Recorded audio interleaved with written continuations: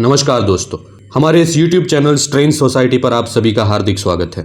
आज हम बात करेंगे कैनिबलिज्म के बारे में। कैनिबलिज्म का सीधा अर्थ होता है स्वजात भक्षण। जब कोई प्राणी अपनी ही प्रजाति के दूसरे प्राणी को खुराक के रूप में इस्तेमाल करता है, तब उस प्रक्रिया को कैनिबलिज्म कहा जाता है। जानवरों में ये बहुत ही सामान्य सी बात है और तकरीबन 1500 ऐसी प्रजाति पाई जाती है जो ऐसा करती है।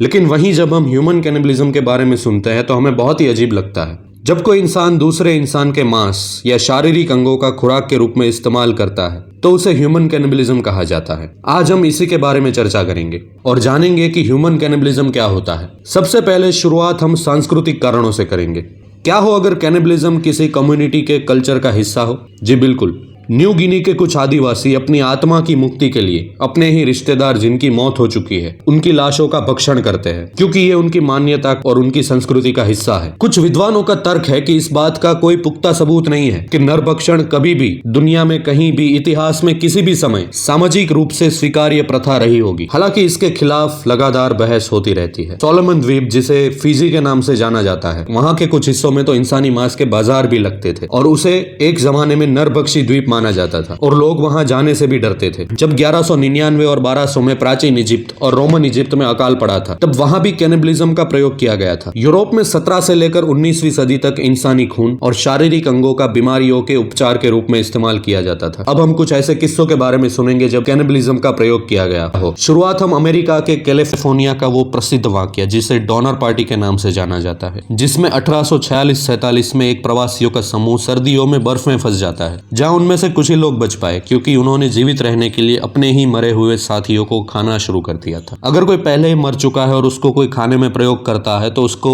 नीक्रो कैनिबलिज्म कहा जाता है। लेकिन अपनी खुराक के लिए किसी मनुष्य की हत्या की जाए तो उसे होमिसाइडल कैनिबलिज्म कहा जाता है, जिसके कई उदाहरण हैं। सोवियत लेखक अलेक्सांद्र साल्जेत्सिन ने अपनी पुस्तक द गुलाग आर्किपेलागो में 20वीं सदी के सोवियत संघ में नरभक्षण के मामलों का वर्णन किया है। उस अकाल के बारे में वो लिखते हैं, इस भयानक अकाल में नरभक्षण अपने चरम पर था, जिसमें माता पिता द्वारा अपने ही बच्चों को खा जाने तक के वाकयात सामने आए थे, जहां नरभक्षण के कई सारे कृत्यों के दस्तावेज मिले हैं। जब 1933 में सोवियत यूनियन के समय जोसेफ स्टालिन ने यूक्रेन पर अनाज की कटौकटी लगाई थी, तब अनाज की कमी के कारण भूख से पीड़ित लोग कैनिबलिज्म का सहारा लेने लगे थे और उस समय कैनिबलिज्म का बहुत ही भयंकर रूप लोगों के सामने आया था। यह अकाल एक नैतिक और साथ ही शारीरिक संघर्ष था। एक महिला डॉक्टर जो कि उस समय यूक्रेन में थी, उन्होंने जून 1933 में अपने मित्र को पत्र लिखा, जिसमें वो लिखती है कि मैं अभी तक नरभक्षी नहीं बनी, लेकिन मुझे यकीन नहीं है कि जब तक मेरा पत्र आप तक पहुंचेगा तब तक मैं नरभक्षी नहीं बन जाऊंगी। वो आगे लिखती है कि सारे अच्छे लोग पहले ही मर चुके हैं। जिन्होंने चोरी करने या वेश्यावृत्ति करने से इनकार किया उन सभी की मौत हो चुकी है। दूसरों को खाना देने वालों की भी मौत हो चुकी है। जिन्होंने लाशें खाने से इनकार कर दिया उन सभी की मौत हो चुकी है। जिन्होंने अपने साथियों को मारने से इनकार कर दिया वे सभी मर चुके हैं। यूक्रेन में 1932 और 33 के वर्षों में कम से कम 2500 से भी अधिक लोगों को नरभक्षण के लिए सजा सुनाई गई थी। हालांकि मामलों की वास्तविक संख्या इससे कई ज्यादा अधिक थी। द्वितीय विश्व युद्ध में 1941-42 के समय जब जर्मन फोर्स ने सोवियत यूनियन के शहर लेनिनग्राड की 872 दिनों की लंबी घेराबंदी की थी, उस समय शहर के लोगों द्वारा सभी पालतू जानवर और चूहों तक को खा लिया गया। जब उनके पास कुछ खाने के लिए नहीं बचा तब उन्होंने कैनिबलिज्म का सहारा लिया और बाद में ये इतना फैला कि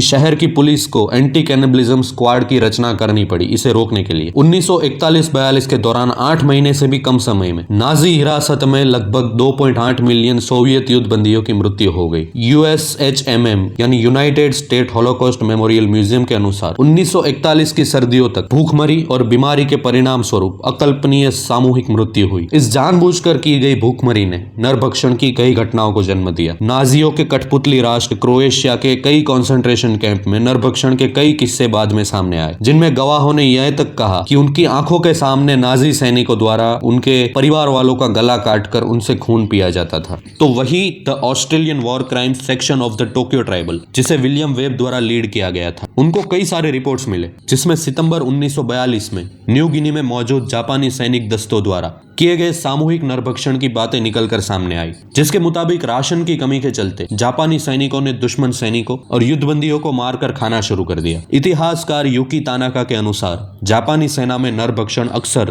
पूरे दस्तों द्वारा और अधिकारियों की कमान के तहत एक आयोजित और व्यवस्थित गतिविधि थी। कुछ मामलों में लोगों के जीवित रहते ही उनसे उनका मांस काट लिया जाता था। ब्रिटिश भारतीय सेना के एक युद्धबंदी लांस नायक हातम अली ने गवाही दी कि न्यू गिनी में जापानी सैनिकों ने कैदियों का चयन करना शुरू किया और हर दिन एक कैदी को बाहर निकाला जाता और फिर जापानी सैनिकों द्वारा उसे मार दिया जाता और फिर उसे खा जाते, और ऐसा उसने व्यक्तिगत रूप से होते देखा था। इसके बाद इन सभी को 80 किलोमीटर दूर ले जाया गया, जहां इनका फिर से चयन करना शुरू हुआ। जो भी सिलेक्ट होता उसको एक झोपड़ी में ले जाया जाता और वहां जीवित रहते ही उसके शरीर से उसका मांस काट लिया जाता और फिर उसे एक खाई में फेंक दिया जाता, जहां बाद में उसकी मृत्यु हो जाती। एक और अच्छी तरह से प्रलेखित मामला 1945 में चिचीजिमा में सामने आया था, जब जापानी सैनिकों ने 5 अमेरिकी वायु सैनिकों को मार डाला और उसे खा लिया। इस मामले की जांच 1947 में युद्ध अपराधों के मुकदमे में की गई और इसमें 30 जापानी सैनिकों पर मुकदमा चलाया गया, जिसमें से 5 मेजर माटोबा, जनरल तचिबाना, एडमिरल मोरी,